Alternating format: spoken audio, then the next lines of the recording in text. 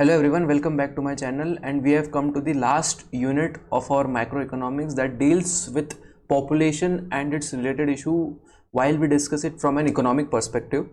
So first we need to understand that why issues occur due to population in the first place. So the very reason is, you can easily draw it from analogy that due to rapid population growth, the demand and supply is affected, which is the reason why issues occur, and these are entirely related and dependent upon population. So many different types of challenges occur when population is rising suddenly.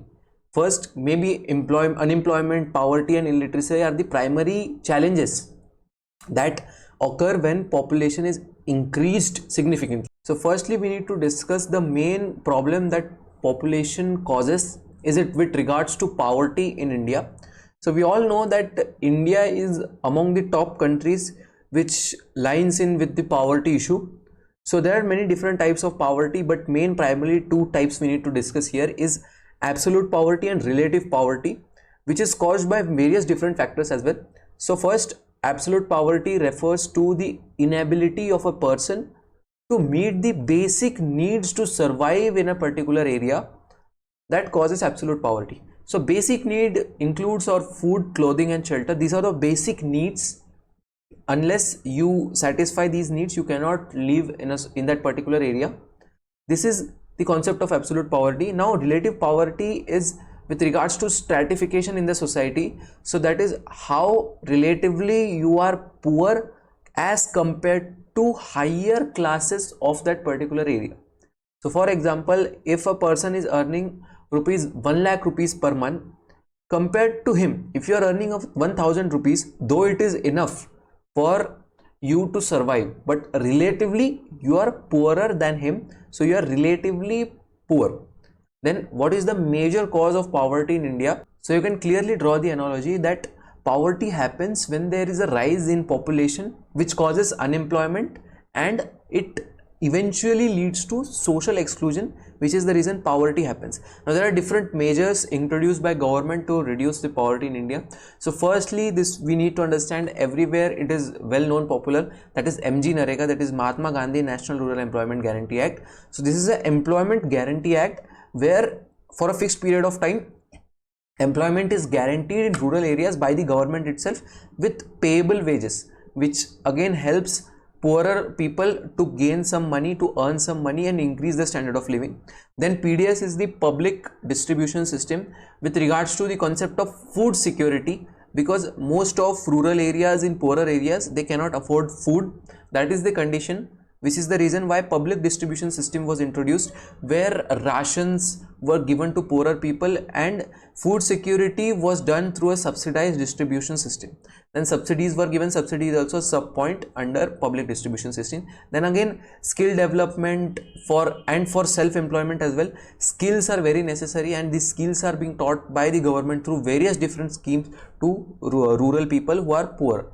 Then again, major we have seen after poverty, unemployment is the major related issue with regards to population. So when does unemployment occur? So again, when population rises very high and jobs are very less in nature. So this ratio again is the very own cause, where it occurs when willing individuals cannot find jobs that they want which will earn them money.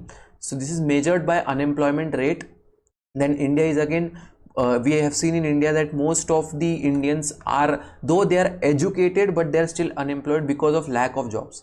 And again, it leads to loss of productivity, and again it leads to social issues as well. Next point is with regards to types of unemployment. So first is structural unemployment. So when there is a required amount of skill set that you require, but the people who are there to apply does not acquire those skill set, so when there is a mismatch of skills, that leads to structural unemployment. Next is frictional unemployment. So when there is a temporary transition of jobs from one job to another. So we can see, for example, due to the introduction of artificial intelligence, there is a temporary transition of one field of jobs to another field of jobs. Now when people are not well acquainted with these artificial intelligence, etc., this leads to frictional unemployment. Then cyclical unemployment happens due to economic downturn. So when there is a recession or depression in an economy, it leads to changes in employment as well. This again leads to unemployment. Then seasonal unemployment is in agricultural sector or tourism based jobs.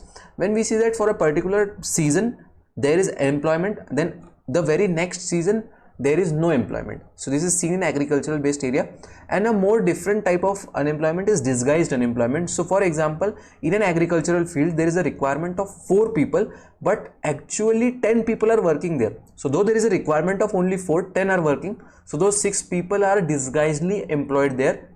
This is most commonly seen in agricultural areas. So again, reasons for this unemployment is due to high population, then there is technological changes which replaces manual work, which again leads to unemployment, then low skill set among people and low training, low vocational training, then slow industrial growth and seasonal jobs. These are some reasons which leads to unemployment. So there are many measures the government has introduced to solve these unemployment problems, mainly including Skill India mission to enhance employment in many sectors as well.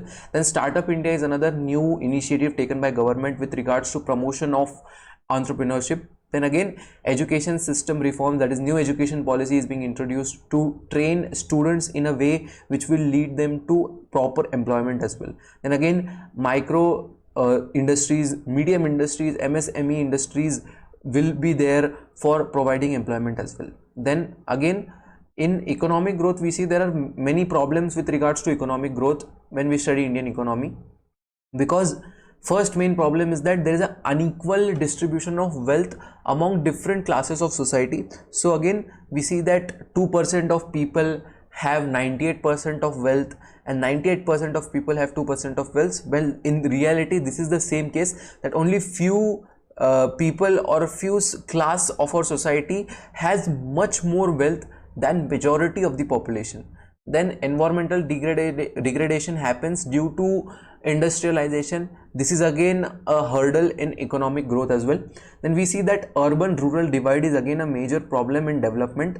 And service sector, though it emerged as a new sector, but now we see that there is an over dependence on service sector itself, which is the important hurdle and a problem of economic growth. Then we see there is a difference between growth and development. Similarly, in economic concept as well, economic growth is different from economic development.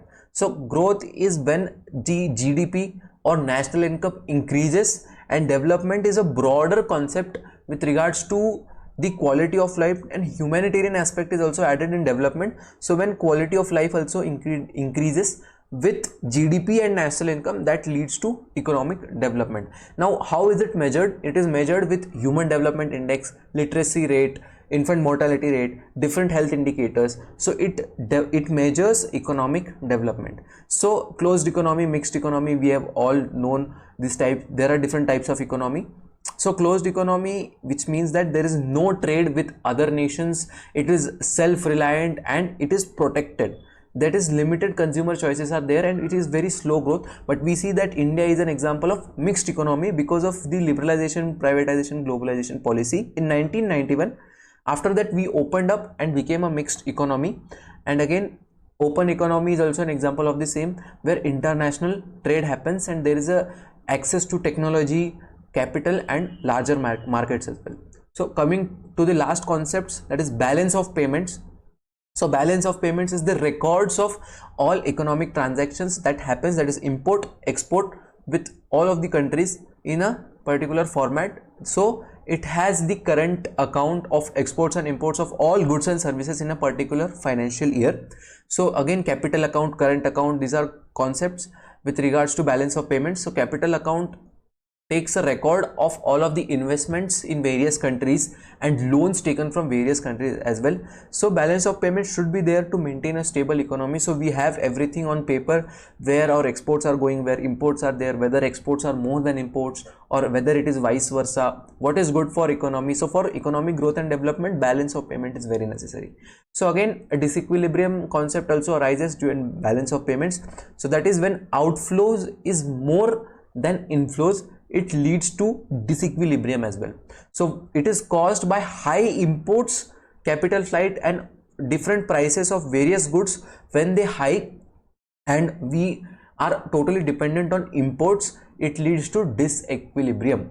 So it can lead to depreciation of the economy, inflation, valuation of the currency being increased. So there are many consequences of disequilibrium as well. So we see that whenever exim policy is there, the best exim policy is where exports are highest and imports are lowest. But when it is turned around, it leads to disequilibrium. Then again, corrective measures are there to solve disequilibrium problem. Then first is with regards to non-essential import. If certain thing can be manufactured in the country, let it be manufactured in the country, let it be, no imports is necessary. Then again, seek foreign loan and aids in cases of emergency, so there is no instant hike in the currency price as well. So again, currency devaluation should be there. Then proper reform should be made for maintaining balance of payments. And with this, I have covered the last unit, that is population and related issues, and some extra concept as well given. So with this, we conclude our subject. Thank you so much.